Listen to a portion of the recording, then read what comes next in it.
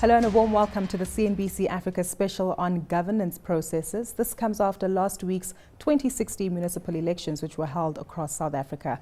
I'm Gugule Tucele, and today we're joined in studio by my honorable guest, the Gauteng Premier David Makhura. Thank you so much for your time today, sir, and for allowing us the opportunity to speak to you. Thank you, Gugu. I do understand that just a few hours ago you did hold a press briefing where you spoke to some of my colleagues in the industry to provide clarity on your reaction to the elections. Paint a picture for us, firstly, to put in perspective whether this is a representation of the ANC or the Gauteng Provincial government. Well, I spoke to the press today as the Premier of Gauteng to certainly just reassure the people of our province and various partners, including business leaders, that there will be no interruption of service delivery in the period that we are going through now of setting up a government in municipalities and probably a longish process that will arise from what will certainly be coalition governments. And I was clarifying what, as the province, particularly the provincial government, we will be doing to ensure that we continue to drive the program of transformation, modernization, and re-industrialisation. The TMR strategy, which we've all come to know, and it's been highlighted that your reaction to these elections from a provincial government standpoint is that the will of the people has been heard, and as such it needs to be respected. This again goes in line with your comment that you're looking to keep in line all the normal business procedures within the province of Gauteng. But coalition governments are uncharted territory.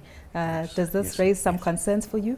Well, let me say that right from the onset, Gugu, that the election outcomes that we have are a reflection of the will of the people of our country generally, and even in this province. Certainly we respect that, and this is the way a democratic society functions. You know, we must be very proud as a country that the local government elections, like previous elections, took place in a climate free from violence and intimidation. So our people were able to decide which candidate and which party to support. So we are pleased with that. Obviously, what it may lead to with regard to coalition governments, the only central concern I have as the Premier of the province is how we ensure that the people of our province and the affected municipalities are four, three of which are the metros. More than 80% of Gauteng's population live in those areas where we're going to have coalition governments. The primary concern is to ensure that the residents' well-being is not negatively affected by what may be a protracted process of parties negotiating, and what may also be unstable governments, because coalition governments sometimes in the middle of a term or one morning council meet, they change the mayor. So coalition governments everywhere in the world are unstable governments. But what do you do when you have a fairly stable provincial government? You've got to ensure that you drive the programs of service delivery to every part of Gauteng.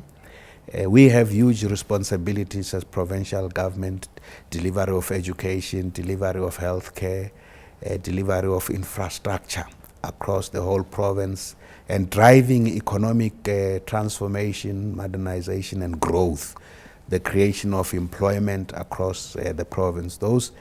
That agenda continues. Municipalities have a responsibility to deliver basic services, firstly, refuse removal, water, and sanitation, electricity, and in that process also collect rates and taxes from residents, invest in infrastructure. They also have a responsibility on driving local economic development. So we do need stable municipalities to be able to do those things. As I say, coalition governments by their nature are unstable. And from where I sit, the provincial government has to do everything to ensure that this instability does not result in uneven development, or at the worst case scenario, the collapse of services to communities. So the law does empower the MEC for cooperative governance and traditional affairs to intervene in some areas, and the Constitution also obliges us not to sit back when the well-being of citizens and residents is at risk. So we will do everything to make sure that there's no compromise. This coalition governments and the ups and downs, something new, yes, in Gauteng, but in KwaZulu-Natal and the Western Cape, there have been coalition governments, municipalities there already. They have been managing that. Sometimes they the municipality can't pass the budget. The law provides what you can do as the provincial government. But if you ask me, my primary concern and focus is to ensure that we, on the big issues, education, healthcare, infrastructure, housing delivery, the economy, which the province has got levers on those. I can say to the people of our province that the Gauteng provincial government is going to continue to drive that agenda. Partnership between us and business to unlock the potential of every sector of the economy. In the development corridors, we could remember these municipalities, we see them as development corridors. Johannesburg will not change to be a hub for finance, technology, as well as the pharmaceutical industry.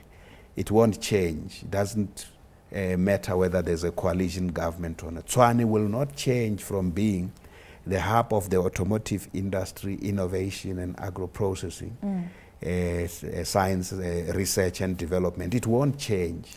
Ekurhuleni the same. So the vision we have carved for the 3 metros and the 2 districts in Gauteng will be hard for any party to put an alternative to.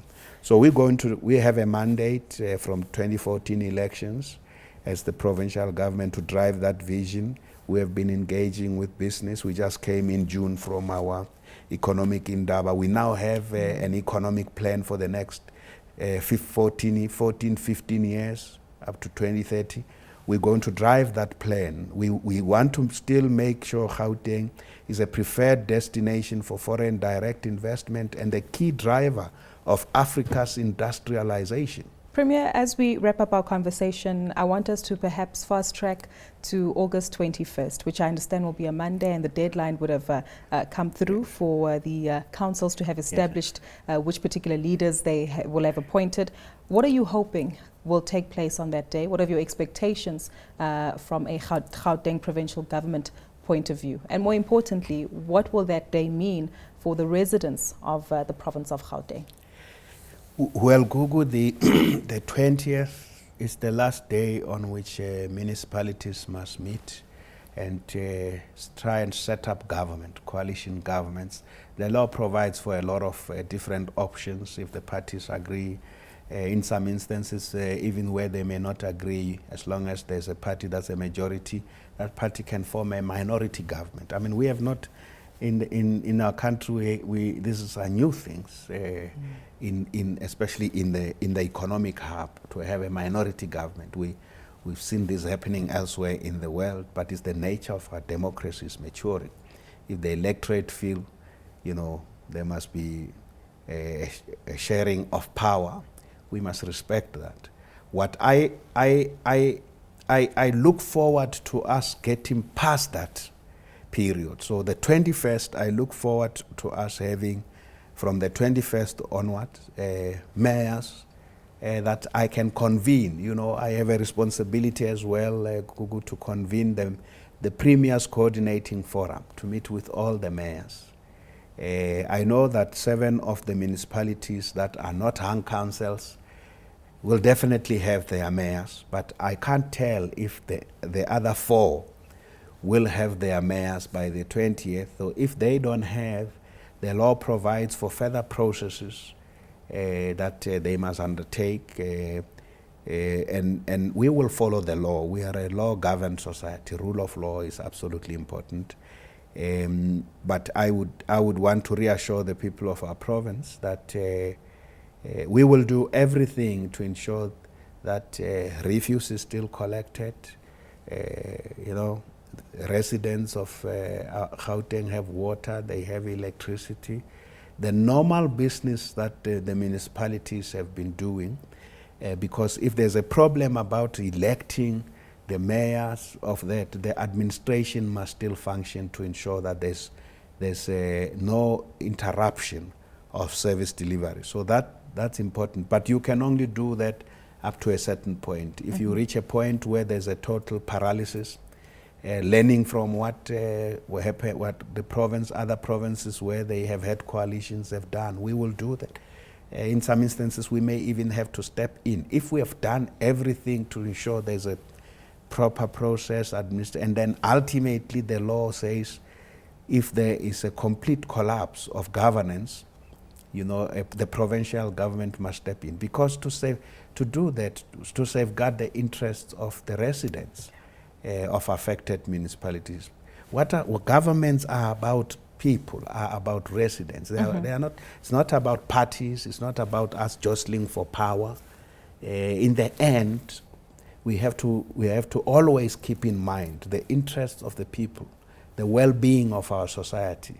The economy needs to function. Services need to be provided. That if only we can keep that in mind, we might not be too big-headed and think that it is about us. Exactly. Premier, we'll leave it on that powerful note that you've left it on.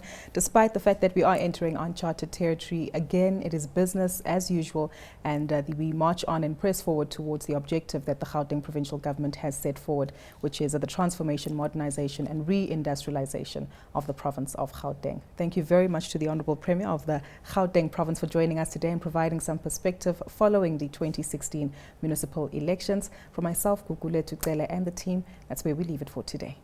Thank you. Thank you so much.